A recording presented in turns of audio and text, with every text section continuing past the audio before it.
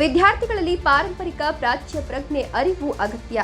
ಭಾರತ ತನ್ನದೇ ವಿಶಿಷ್ಟ ಇತಿಹಾಸ, ಪರಂಪರೆ, ಸಂಸ್ಕೃತಿ ಮತ್ತು ಸಂಸ್ಕಾರಗಳಿಂದಾಗಿ ಇಂದು ವಿಶ್ವಗುರು ಅನಿಸಿಕೊಂಡಿದೆ ಅಂತ ಖ್ಯಾತ ಇತಿಹಾಸಕಾರರಾದ ಶ್ರೀ ಮೊಹಮ್ಮದ್ ಕಲೀಂ ಉಲ್ಲಾ ಅವರು ಅಭಿಪ್ರಾಯಪಟ್ಟರು.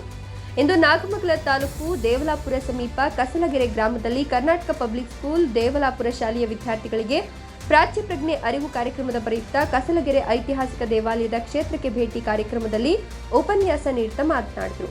ಕಸಲಗೆರೆ ಗ್ರಾಮವು ನಾಗಮಂಗಲದ ಪ್ರಾಚೀನ ರಾಜಧಾನಿಯಾಗಿದ್ದು ಅದನ್ನು ಆಳಿದ ನಾಗ ಎಂಬ ಅರಸನಿಂದಾಗಿ ನಾಗಮಂಗಲ ಎಂಬ ಹೆಸರು ಉದಯಿಸಿತು ಅಂತ ಅಭಿಪ್ರಾಯಪಟ್ಟರು. ಶಾಲೆಯ ಮುಖ್ಯಸ್ಥರಾದ ಶ್ರೀ ಶಿವಕುಮಾರ್ ಎಂಸಿ ಮಾತನಾಡಿ, ವಿದ್ಯಾರ್ಥಿಗಳು ತಮ್ಮ ಸುತ್ತಲಿನ ಪರಿಸರದಲ್ಲಿರುವ ಶಿಥಿಲಾವಸ್ಥೆಯಲ್ಲಿರುವ ವೀರಗಲ್ಲುಗಳು, ಮಾಸ್ತಿಕಲ್ಲುಗಳು ಹಾಗೂ ಪ್ರಾಚೀನ ಸ್ಮಾರಕಗಳನ್ನು ಸಂರಕ್ಷಿಸುವ ಮೂಲಕ ಪ್ರಾಚ್ಯ ಪ್ರಜ್ಞೆ ಪಡೆಯುವುದಷ್ಟೇ ಅಲ್ಲದೆ ತಮ್ಮ ಗ್ರಾಮಸ್ಥರಲ್ಲೂ ಅರಿವನ್ನು ಮೂಡಿಸುವ ಮೂಲಕ ಸ್ಮಾರಕಗಳ ಸಂರಕ್ಷಣೆಗೆ ಶ್ರಮಿಸಬೇಕು ಅಂತ ಕರೆ ಕೊಟ್ಟರು. ಉಪನ್ಯಾಸ ಕಾರ್ಯಕ್ರಮಕ್ಕೂ ಮುನ್ನ ಊರಿನ ಗ್ರಾಮಸ್ಥರು ವಿದ್ಯಾರ್ಥಿಗಳನ್ನ, ಶಿಕ್ಷಕರನ್ನ ಪೂರ್ಣಕುಂಭ ಹಾಗೂ ಡಮರು ಡಕ್ಕೆಗಳ ಮೂಲಕ ಸ್ವಾಗತಿಸಿದ್ದು ಮತ್ತು ಆತಿಥ್ಯ ವಹಿಸಿದ್ದು.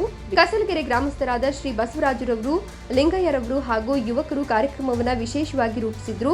ಕರ್ನಾಟಕ ಪಬ್ಲಿಕ್ ಸ್ಕೂಲ್ ದೇವಲಾಪುರ ಶಾಲೆಯ ಶಿಕ್ಷಕರಾದ ಶ್ರೀ ಎಚ್.ಡಿ. ಗಿರೀಶ್, ಶ್ರೀಮತಿ ನೂರ್ ಅಫ್ರೋಜ್, ಶ್ರೀಮತಿ ಉಮಾ ಎಚ್.ಎಸ್., ಶ್ರೀ ನಾಗೇಂದ್ರ ಆರ್, ನವೀನ್ ಶ್ರೀ ಇಂದ್ರೇಶ್, ಶ್ರೀ ಅಂದಾನಿಗೌಡ, ಶ್ರೀಮತಿ ಶ್ಯಾಮಲಾ, ಶ್ರೀ ಗೊರಪ್ಪ, ಶ್ರೀ ಕಾಂತರಾಜು, ಶ್ರೀ ಯೋಗೇಶ್ ಹಾಗೂ ಗ್ರಾಮಸ್ಥರು ಉಪಸ್ಥಿತರಿದ್ದರು. ಡಿಆರ್ ಜಗದೀಶ್, ಸುವರ್ಣ ಟೈಮ್ಸ್, ನಾಗಮಂಗಲ. ಮೇಲ್ಗಡೆ ಹಾಕಿ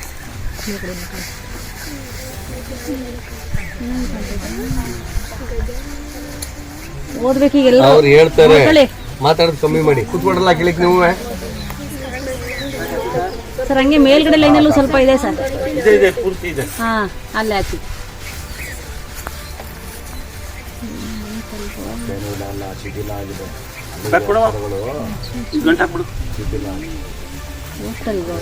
ಅದೇನ್ ಪೌಡ್ರ್ ಸರ್ದು?